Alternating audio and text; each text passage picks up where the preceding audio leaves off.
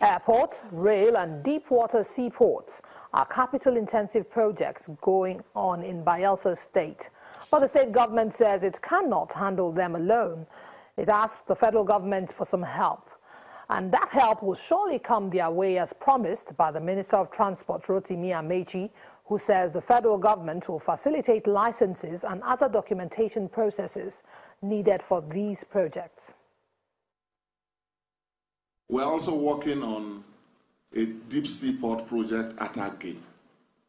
We believe from the reports already available that that is a very viable project. Kogi is at the southernmost tip of this country. Kogi is just, as it were, very close to most of the neighboring Gulf of Guinea countries.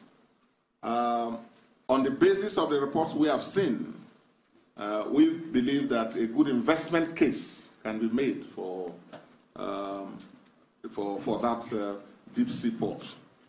We are currently building a 3.5-kilometer runway airport in Bayelsa, and I'm here to solicit your cooperation. These are your three demands, and I have assured you that the three of them will be looked into. I can assure you that we'll fast track the approvals for the seaport for you to go and look for an investor. We did it for the Cross River State Governor. There's no party, there's no name in development. There's no APC or PDP in development. We don't benefit anything as a party if we stop development in Bayelsa or Cross River just because you're in PDP. The Minister of Transport, Rotimi Amechi, and Seriake Dixon, Governor of Bayelsa State. In the meantime, solid infrastructure development is what the people of Okwe community in Oshimili South local government area of Delta State are hoping to get from the state government. They're unhappy about what they describe as the gross marginalization of their community in the areas of social amenities.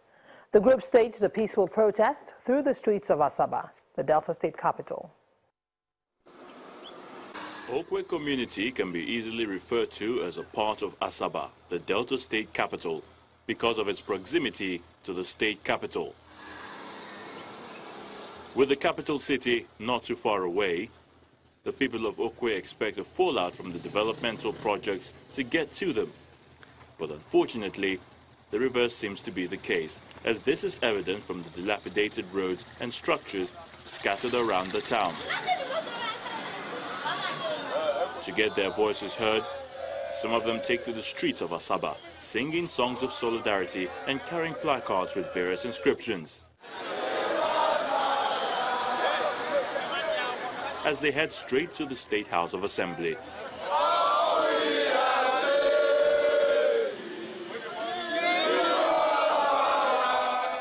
The governor is a grassroots politician and he believes in equity. Why are we marginalized? He did not tar anything. Have you seen where they tar road without gutter? There's no drainage system. The only secondary school that we have is almost cut off. The road is so bad. No, the road they said they did to the market has no drainage, and it didn't connect the school road. Later on, as the group storms the house, lawmakers led by the Speaker of the House of Assembly, Honorable Sheriff Oborevori, approach protesters to listen to what they have to say. Then an argument ensues between the protesters and the lawmakers.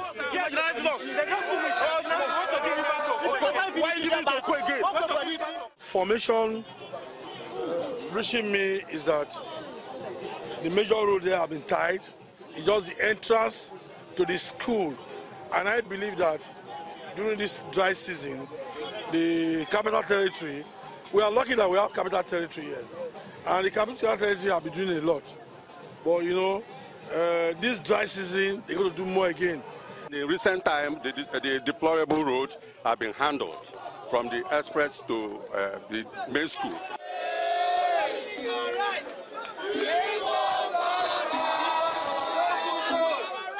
Without a good road network, development is stalled irrespective of the social amenities present. The message here is clear. Belonging is what these people desire. and a quick response from the government will help restore confidence and trust. From infrastructural development to health, there are many concerns bogging the mind of pharmacists in Nigeria. One of them is the non-friendly environment to encourage more pharmaceutical companies to produce locally, which the Pharmaceutical Society of Nigeria is appealing to the government to provide. The second concern is one of rising level of drug abuse. The pharmaceutical sector is an open, neglected gold mine because we have requisite expertise in this professional space. I have said it. Ghana wants to take over. They want to be the hub of Africa. Ghana has only 20 million people. We have almost 192 million people. We have the expertise. We have the resources. We have the human resources. Why can't we have the political will to allow this gold mine to happen? But thank God Dangote is coming with petrochemical plant, which will now stimulate the interest of investors to come and establish active pharmaceutical ingredients factory in Nigeria. If we do that, at least 90% of our raw materials can be sourced locally. We don't need to import. I'm sure, as he promised, 2019 will come to fruition. In the meantime, over 287 pharmaceutical and patent medicine stores have been sealed by the Pharmacy Council of Nigeria in Kogi State. The Deputy Director of Enforcement of the PCN, Mr. Stephen Esumobi, explains that many of the stores being closed do not meet the minimum requirements for operation. I feel going with me. The enforcement team of the Pharmacy Council of Nigeria are in Lokoja, the state capital, to carry out their oversight functions, which include ensuring rational distribution and dispensing of medicine that is safe, effective, and of good quality to the public. No, it's not like that. Let me call the person. No, where the person from abroad? In Lokoja, many pharmacies have been operating without license, some in improper environments, and others without a qualified pharmacist. The enforcement team sets out to apprehend offenders.